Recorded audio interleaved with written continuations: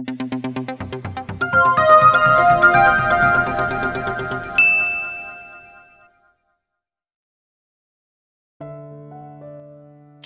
POV. Pagkapara ng taxi ay bumaba kaagad ako. Sa nylon group kami magkikita. Sa building nun mismo, hindi naman siguro ako makikita ni Noah dahil busy yun ngayon at baka may meeting na rin sila.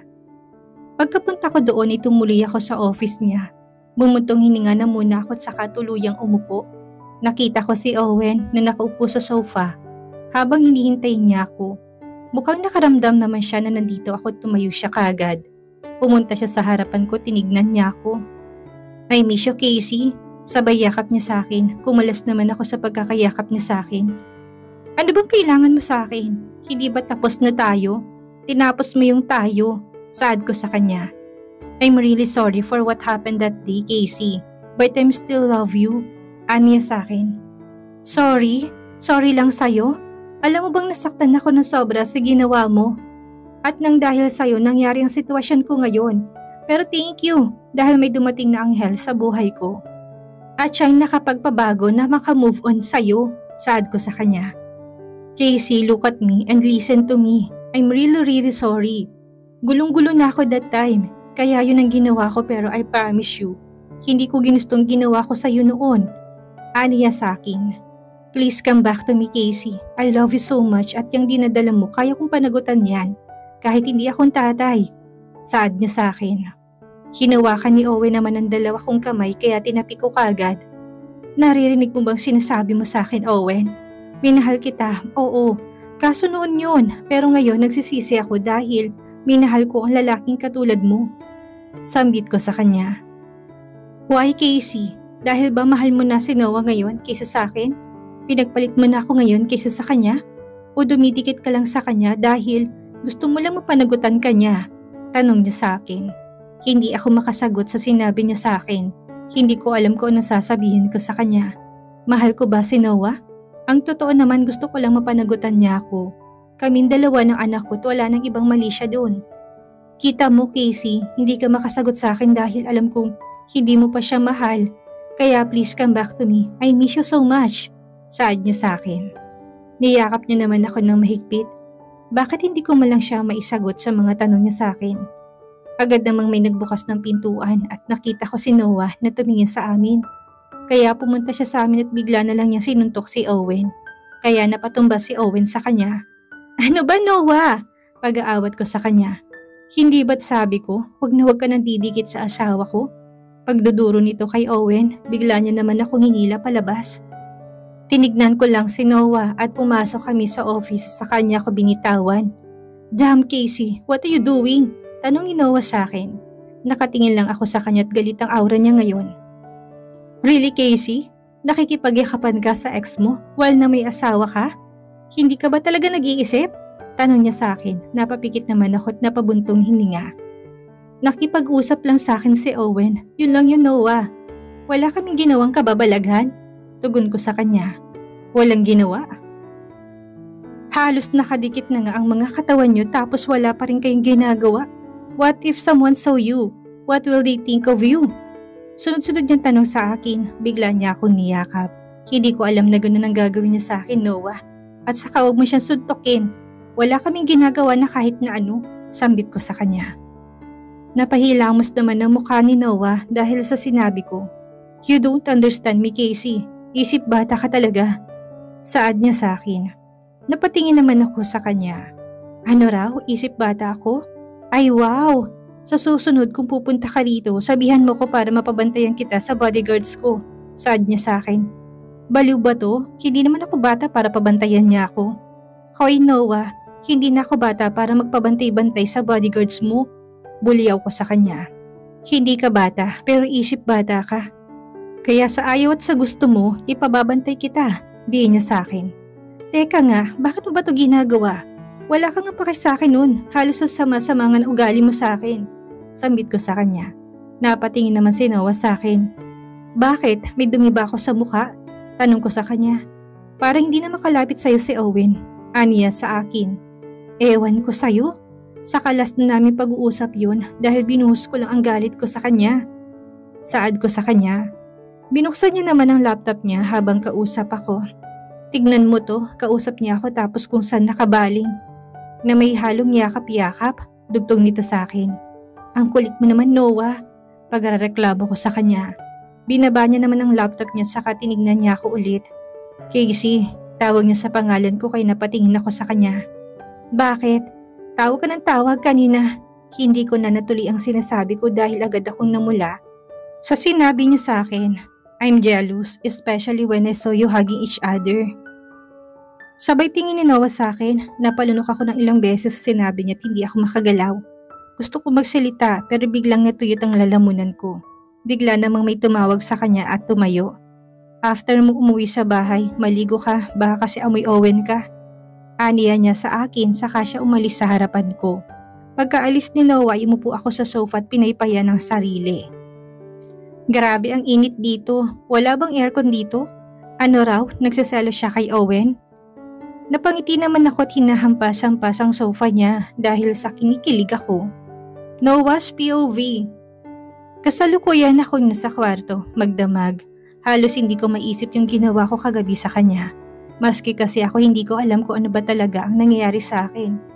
Nasabi ko yung totoo kay Casey na nagsiselos ako. Oo, nagsiselos talaga ako, lalo na yung nakita kong magkayakap silang dalawa. Pero pinagtataka ko kung bakit ba ako nagkakaganito. Ayokong isipin na may nararamdaman ako kay Casey. Hindi ko nga type ang babaeng yun, mukhang dragon kapag sumisigaw. Hoy Noah, ano bang hindi mo to bubuksan? Sigaw ni Casey sa labas ng pintuan. Katulad nito, mukha na naman siyang dragon. Kanina pa kasi ako hindi lumalabas ng kwarto. Ayoko siyang harapin dahil nahihiya ako sa sinabi ko sa kanya. Ginulo ko naman ang buhok ko dahil sa kung anong nararamdaman ko. Bubuksan mo ba to o sisirain ko to? Tanong niya ulit. As if naman na kaya mo. Tugon ko sa kanya na may halong pagyayabang. Maya-may wala na ako narinig na may gumagalaw sa doorknob. Mabuti na lang tumigil na si Casey. Mamaya na ako lalabas kapag nakatulog na siya sa sofa. Narinig ko na may pumupukpok sa doorknob. Ano yun? Agad ko naman itong binuksan at nakita ko may hawak na martilyo si Casey. O ano? Akala mo hindi ko kaya? Sabay dila nito. Napasa po naman ako sa noo ko dahil sa isip bata na to. Bakit ba ako pumayag na magsama kami sa isang bahay? Daig niya pa yung kapatid niya. Ano bang ginagawa mo sa loob at ayaw mo kong papasukin? Tanong niya sa akin. Tubigin naman siya sa akin at agad akong umiwas. Bakit ganun? Natutunaw ako sa tingin niya. Ano ba Noah? Ayoko na makulit sa kwarto. Anay ako kagad sa kanya. Wala ka bang pasok ngayon? Tanong ko sa kanya. Umiling naman siya sa akin. Kaya pala nandito siya magdamag. Eh ikaw, wala rin ba? Tanong ni Casey pabalik sa akin. Si Dad na muna raw ang hawak sa kumpanya dahil may aasikasuhin siya doon. Saad ko sa kanya. Bigla namang kumalamang tiyan ni Casey. Ay, oo nga pala, kaya gusto kong lumabas, magpapaalam pala ako. Aniya niya sa akin. Eh di umalis ka, gusto mo wag ka nang bumalik. Saad ko sa kanya. Inapakan niya naman ako kagad sa paa kaya napaupo ako sa sakit.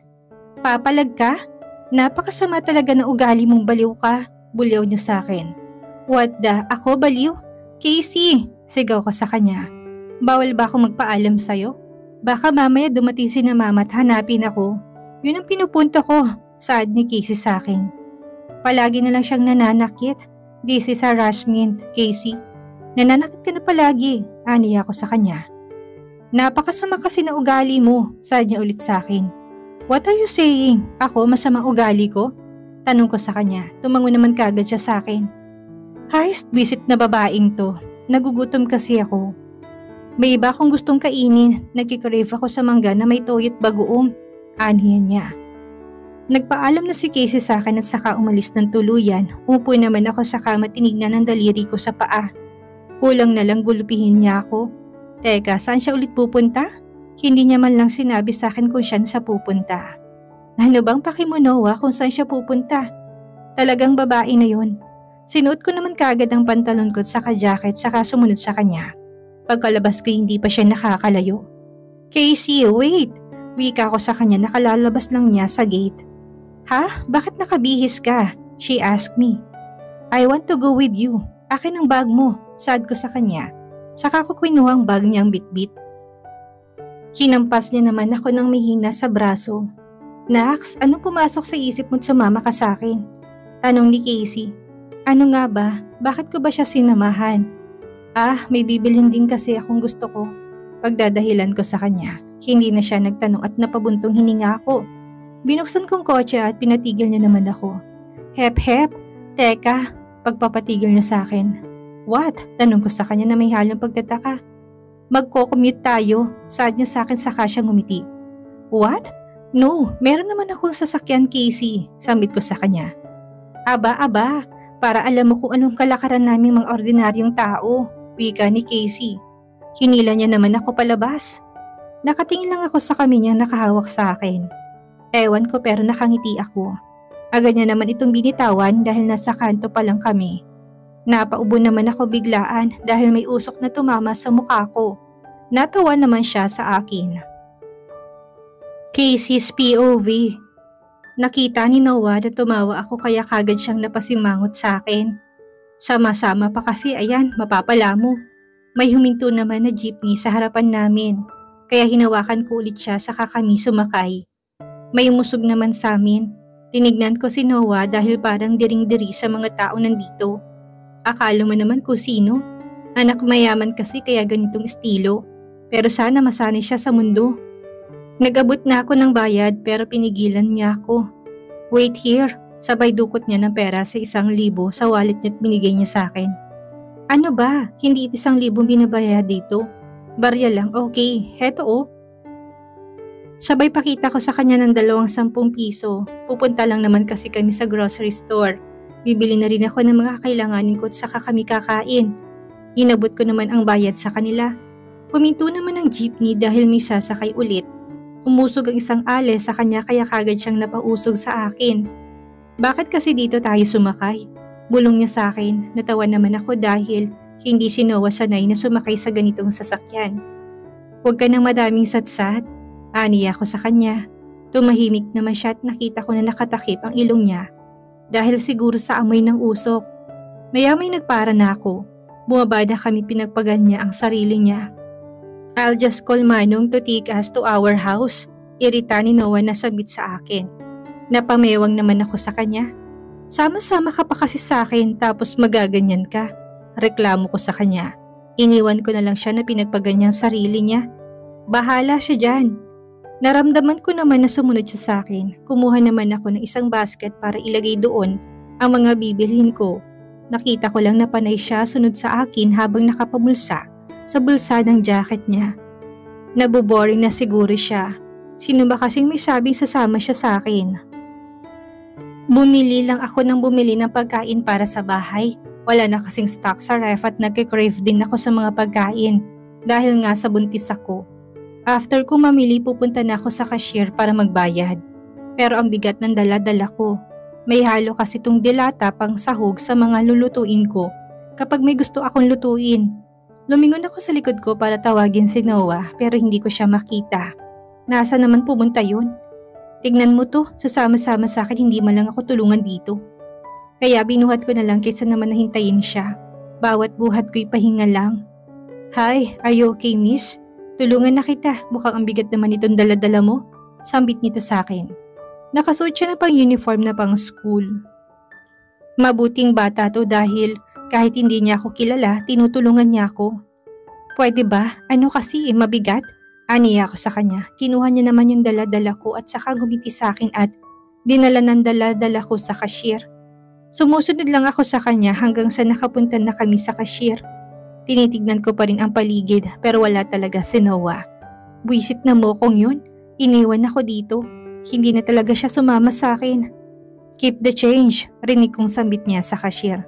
Ano raw? Keep the change? Ha? Binayaran niya yung pinamili ko? Ay naku, ngumiti naman siya sa akin at dinala niya yung sa gilid. Oy teka, eto oh, sad ko sabay dukot ng 3K sa wallet ko. Ayan yung bayad ko. Ani ako sa kanya. Sinauli niya naman ito sa akin. No, hindi na kailangan, sad niya sa akin. May kasama ka ba? Hatid na kita, sambit niya. Agad naman akong hinila ni Noah sa tabi niya at tinakbayan niya ako. Yes, meron. Sambit niya dito. Who are you? Tanong ng lalaki kay Noah. Me?